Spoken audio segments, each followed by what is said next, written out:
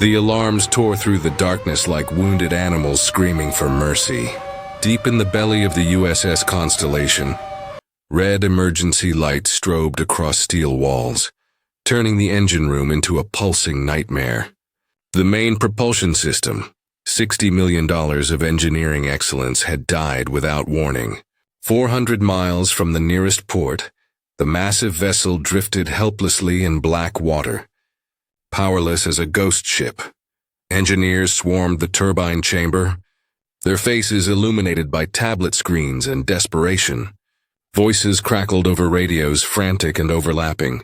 Diagnostic software spat conflicting data. The commanding officer's voice cut through the chaos like a blade.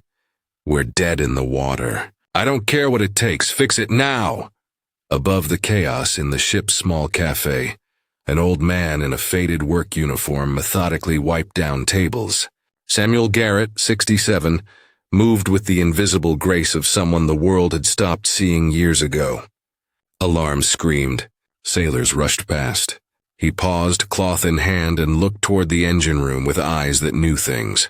Then he continued his work, pouring tea, clearing cups, vanishing into the background. But his hands told a different story. Scarred, steady, unshaken. These were not the hands of a man who had spent his life serving coffee. 12 hours earlier, the morning sun had painted the deck in gold, and Samuel Garrett had been invisible. He moved through the ship's café like a gentle current, pouring chai into steel mugs, wiping counters smooth, refilling sugar dispensers with the quiet efficiency of a man who had made peace with being unseen. But during his breaks he'd walk, slowly, listening.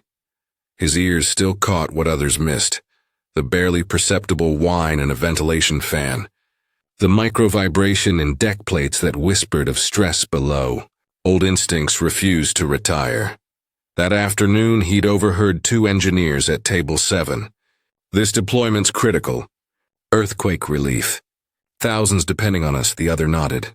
"Good thing these new turbines are automated. Nothing like the ancient systems our grandfathers dealt with." Samuel had poured their tea and said nothing, but his eyes had flickered with something like amusement. When the alarms shrieked that night, and the ship shuddered into darkness, Samuel set down his kettle with ceremonial calm. He walked to his cabin, knelt and pulled the toolbox free. He sat on his bed, hands resting on scarred metal, listened to the chaos bloom. The engineers would try everything modern expertise offered, and when technology failed, when desperation replaced confidence, he'd be ready. He'd always been ready. 24 hours bled into 25. And the engine room had become a graveyard of failed genius. Lieutenant Marcus Chen, 31 years old, MIT educated, and considered the Navy's brightest propulsion specialist, stood before a wall of diagnostic screens that made no sense anymore. His eyes were bloodshot, his uniform soaked through with sweat. He'd tried everything, every protocol, every override, every trick his professors had taught him. The AI diagnostic system had suggested 12 different solutions. He'd executed all 12 with surgical precision. The engine remained as dead as stone. Around him, his team moved like zombies. They'd replaced fuel injectors, rebooted the digital control matrix 3 times, swapped sensor arrays, recalibrated the turbine alignment system. Nothing. The numbers on their screens contradicted each other. Pressure readings that couldn't coexist, temperature data that defied physics. It was as if the ship itself had decided to stop making sense. Above them, the weight of consequence pressed down like ocean depth. Captain Rodriguez's voice had grown sharper with each passing hour over the intercom. "Naval Command is demanding answers I don't have. Earthquake survivors are dying in rubble while we drift like a tourist boat. I don't care if you have to rebuild that engine by hand. Get us moving." 400 miles of black water separated them from port. Rescue tugs were 2 days away. The medical supplies in their cargo hold, antibiotics, surgical equipment, blood plasma, were needed now. Not tomorrow. Now. Marcus's team began to fracture under exhaustion. At hour 18, Jenkins had shouted that the sensor array was corrupted. Davis had fired back that the fuel injection sequence was the problem.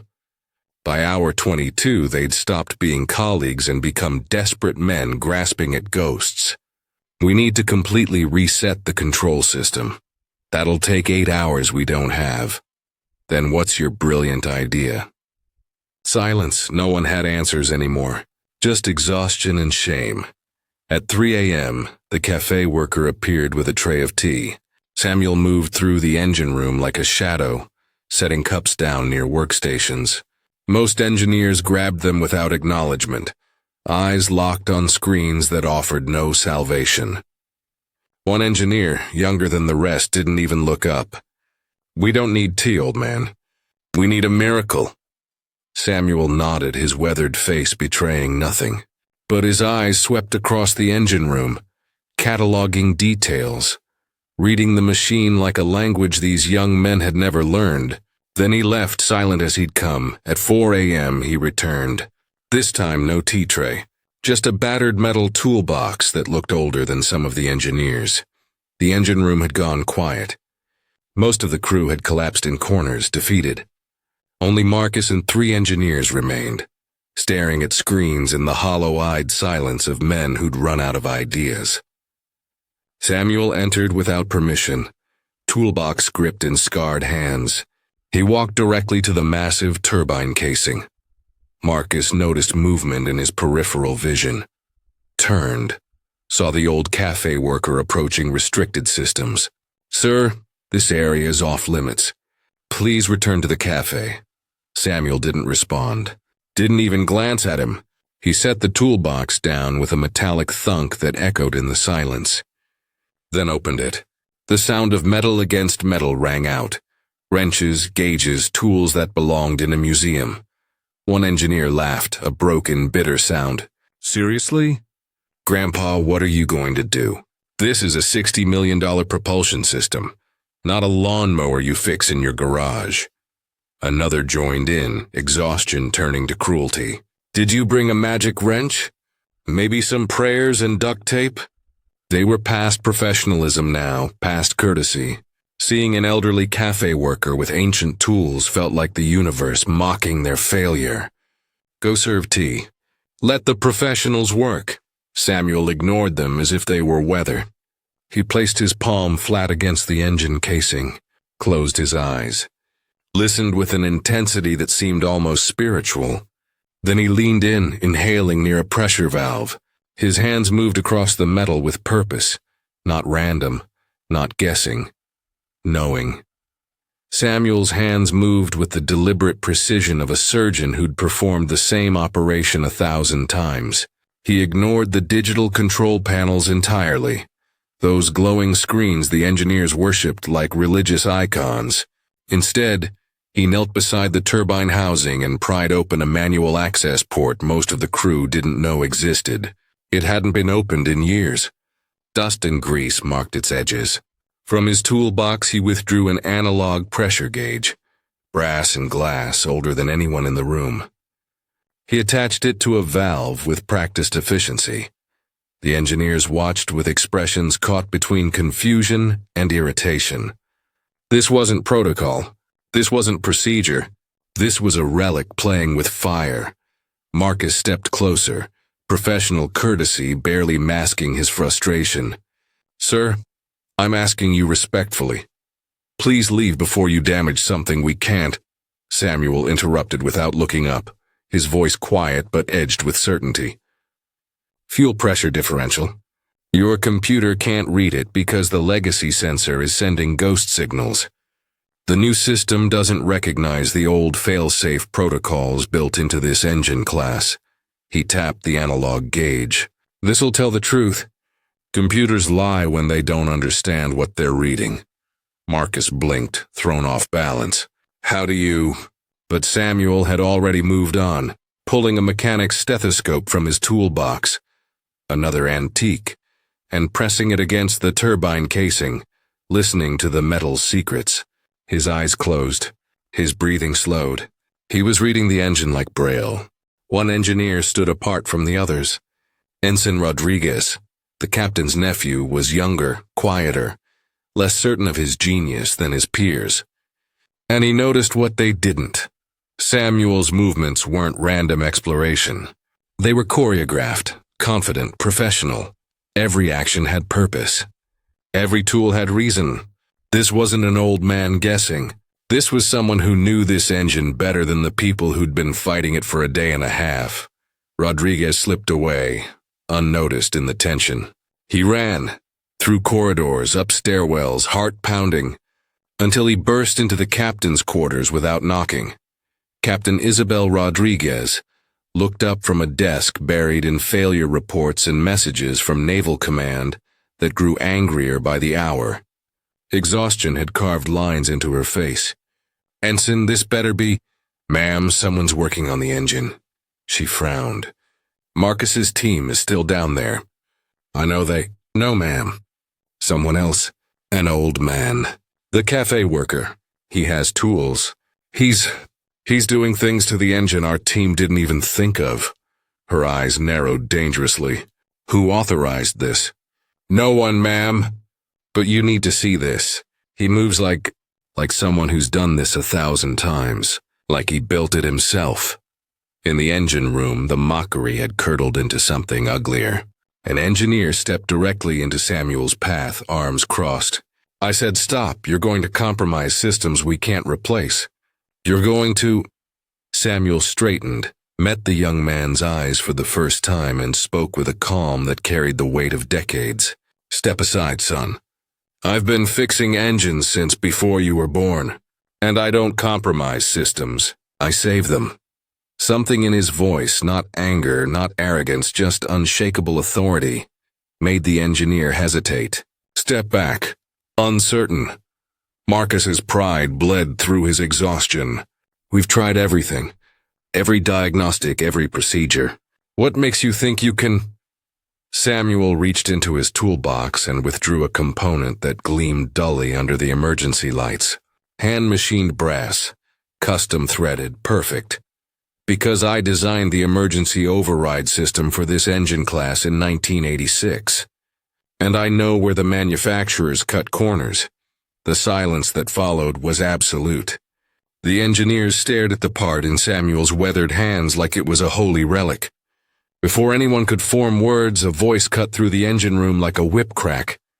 "Everyone stop. What's happening here?" Captain Rodriguez stood in the doorway, flanked by officers, her presence filling the space with command authority that had been absent for 26 hours.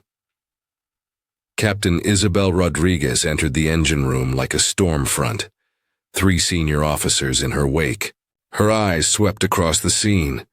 Her exhausted engineering team, diagnostic screens still flashing errors, and an elderly man in a cafe worker's uniform kneeling beside her ship's heart with a toolbox that looked like it belonged in a maritime museum. The contrast was surreal, insulting even. "Someone explain, now." Marcus stepped forward, shoulders tight with defensive tension. "Ma'am, the cafe worker came in with tools about 20 minutes ago. We informed him this was a restricted area and asked him to leave. But he's been—" He gestured helplessly at Samuel, who continued working as if the captain's arrival was merely weather passing overhead. Rodriguez's gaze locked onto the old man. "Sir, who are you?" Samuel didn't look up. His hands moved with metronomic precision, adjusting a valve with a wrench that predated digital diagnostics. When he finally spoke, his voice was calm, almost conversational. "Right now, ma'am, I'm the person fixing your engine. If you want conversation, give me 2 hours. If you want propulsion, let me work." The audacity of it hit the room like a physical force. An officer beside the captain moved to intervene. This was insubordination, disrespect, grounds for removal. But Rodriguez raised her hand, stopping him mid-step. Something in Samuel's tone wasn't arrogance. It was certainty. The kind that came from decades, not degrees. And his movements, they were too precise, too practiced. She'd seen enough engineers in her career to recognize the real thing. "What's your name?" "Samuel Garrett, ma'am." She froze. The name landed like a depth charge. Garrett? Samuel Garrett? Her head whipped toward her officers. Get me his personnel file. Right now, move. They scattered. While they ran, Rodriguez stepped closer, watching Samuel work. He'd bypassed the digital control interface entirely, and was accessing subsystems through manual ports her own engineers hadn't touched. His techniques weren't in any modern manual. They were older, analog, rooted in an era when engines were understood through feel and sound rather than software. And his hands, scarred from decades of hot metal and sharp edges, steady as bedrock. These were not the hands of a man who'd spent his life pouring coffee. An officer returned, tablet in hand, face drained of color. Ma'am, you need to see this. Rodriguez took the tablet, read. Her expression shifted, confusion melting into shock crystallizing into something approaching awe. Her voice dropped to a whisper, but in the silent tension of the engine room, everyone heard. Master Chief Petty Officer Samuel Garrett, retired, 38 years of active service. Propulsion Specialist. Atlantic Fleet, Pacific Fleet, 3 Navy Commendation Medals. Lead emergency repair operations on... She scrolled, eyes widening. Designed the emergency protocol systems for the LM TWI 500 turbine series. Joined over 400 engineers across. Her voice broke off. The silence that followed was cathedral deep. Marcus felt the floor drop out from under him. His stomach twisted with the nauseating realization of what he'd done. What they'd all done. They'd mocked a legend, dismissed a master, told him to serve tea while they fumbled in the dark. The captain approached Samuel, who still hadn't stopped working. Master Chief? He glanced up briefly, a small smile touching his weathered face. Retired, ma'am. Now I just serve tea. Better hours. Less stress. Rodriguez turned to face her engineering team, and her voice became command itself. Everyone, stand down. Let him work. Marcus, desperate to salvage some fragment of pride, stepped forward. Captain, with all due respect, we've tried everything in our training. I don't see how... Her voice cut through his protest like a blade through water. Lieutenant Chen, you've had 24 hours. He's had 20 minutes and he's already deeper into that engine than your entire team managed in a day. Back, away, now. Marcus stepped back, cheeks burning with shame. Samuel made his final adjustments, hands moving with ritual precision. He spoke without looking up. Going to need absolute silence for this next part. I'm manually overriding the digital governor. If I'm wrong, we'll lose the backup systems too, and you'll be floating until a tug arrives in 2 days. He paused, meeting the captain's eyes. But I'm not wrong. The room held its collective breath. Samuel made one final turn with his custom wrench. A quarter rotation, no more. Then he stepped back, wiping his hands on a rag pulled from his pocket. He nodded to Rodriguez. Try it now, ma'am. She signaled the control station. Marcus, hands trembling with exhaustion and something deeper, initiated the start sequence.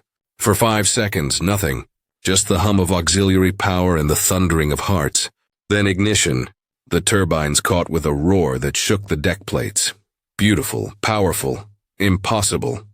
The sound built like a rising symphony. Pressure equalizing, fuel igniting, systems synchronizing. The ship vibrated with renewed life. Across the diagnostic screens, error messages vanished. Systems cascaded green like dominoes of salvation. After 26 hours of death, the engine lived. The engine room erupted. Engineers cheered, embraced each other, some openly weeping with relief and exhaustion. The sound of their celebration mixed with the turbine's roar, a chorus of redemption. As the turbines settled into their steady, rhythmic roar, Captain Rodriguez approached the old man who'd just saved her ship. Her mission, and quite possibly her career, Samuel was quietly packing his tools with the same methodical care he'd used to deploy them. Each wrench wiped clean. Each gauge returned to its designated spot in the foam-lined case. Master Chief Garrett. Her voice was softer now, stripped of command authority, edged with something closer to wonder. Why didn't you identify yourself? Why let them? She glanced at the engineers standing in awkward, shame-faced silence. Why serve tea? Samuel looked up, and his smile carried the gentle weight of a man who'd made peace with his choices long ago. Because I'm serving tea, ma'am. That's my job now. I retired honorably.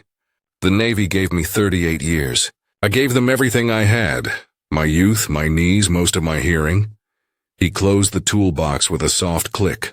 When I couldn't sail anymore, when the sea and the work got to be too much, they offered me this position. I took it, good pension. I still get to see the ocean. Still get to be useful. He paused, his eyes steady on hers. Besides, respect earned in silence is worth more than respect demanded with rank. From his back pocket, Samuel pulled a worn leather wallet, cracked at the edges from decades of salt air in use. He opened it carefully, revealing photographs protected behind clouded plastic. A younger Samuel, straight-backed and powerful, standing beside the towering hull of an aircraft carrier. Another of him shaking hands with an admiral, both men grinning. A third showed him surrounded by a class of young sailors, all eyes fixed on him with the attention students reserve for masters. In every photo, his chest was covered in ribbons and medals, the visual language of sacrifice and excellence. Captain Rodriguez studied the images, then looked at the humble man before her. The contrast was staggering. You have 3 Navy Commendation Medals. Decorations most officers never earn. Why not wear them? Why hide who you are? Medals are for memories, ma'am, not for showing off. Samuel's gaze drifted across the engine room, landing on Marcus, who stood frozen in the particular agony of shame mixed with gratitude. The young engineer looked like he wanted to disappear into the deck plates. Samuel walked over to him. Up close, the difference in their generations was stark. Marcus's smooth face and bright eyes, against Samuel's weathered features and gray hair. But Samuel's expression held no anger, no judgment. Just understanding. Son, you did good work. You tried everything in your training, threw everything you had at an impossible problem. That's admirable. That's what good engineers do. Marcus's voice cracked, his eyes wet. We mocked you. Called you Grandpa. Told you to leave. I'm so sorry, Master Chief. Samuel extended his hand. You didn't know. And I didn't tell you. We're even. Marcus gripped it like a lifeline.